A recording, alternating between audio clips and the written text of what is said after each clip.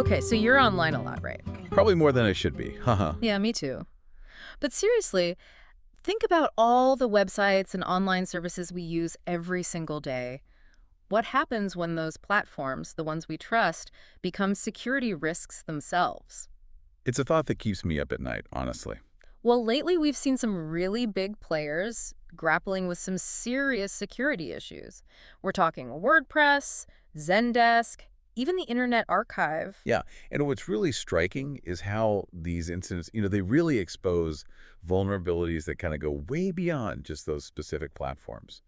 It's a much bigger conversation about the entire online landscape. It really makes you wonder, like, how safe is any of our stuff online, really? Right. So let's start with WordPress, which powers what, like a third of the internet or something crazy like that? Something like that, yeah. It's a lot. And a lot of people probably don't even realize they're using it. They just visit a website and boom, WordPress is behind the curtain. Yeah. But behind the scenes, there's this whole power struggle going on between Automatic, the company behind WordPress.com, and WP Engine, a major hosting provider. Yeah, this is more than just some technical disagreement. Right, like this is getting serious. Automatic, led by Matt Mullenweg, they went ahead and basically locked WP Engine out of the WordPress plugin directory. And for those of us who don't speak tech, what does that even mean? So plugins, they're like apps, right? They add functionality to websites. Like if you want to have a contact form on your website, you use a plugin.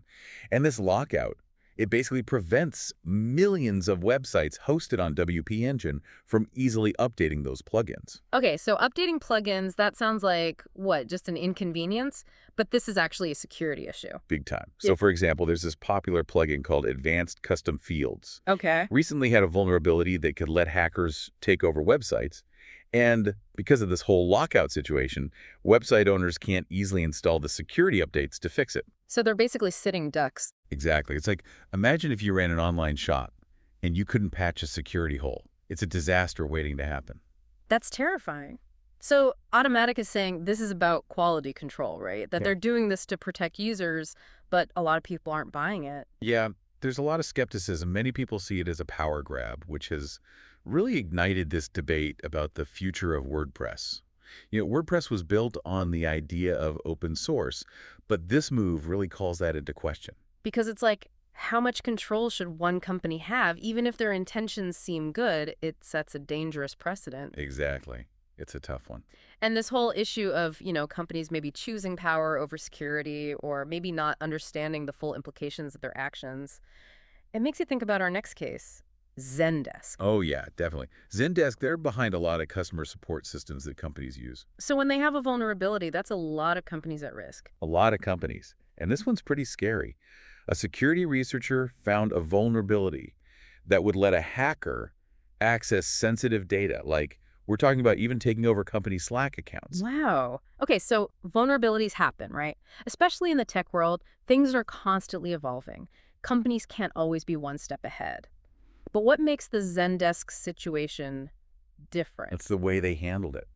They initially dismissed the researchers' findings. Seriously? Yeah, it's like they didn't fully grasp the potential impact, which is really concerning because it shows that even big companies can struggle to adapt to these ever-evolving cyber threats. It's not enough to have some security measures in place. You have to actually listen when someone finds a problem. Exactly. And they need to be proactive, not reactive. Which brings us to the Internet Archive. The Internet Archive. Yeah. Those digital archivists, they're trying to preserve the Internet's history, all those old websites and articles and images. Even they got hit, and it was a double whammy. A data breach and a DDoS attack. Hold on, the Internet Archive.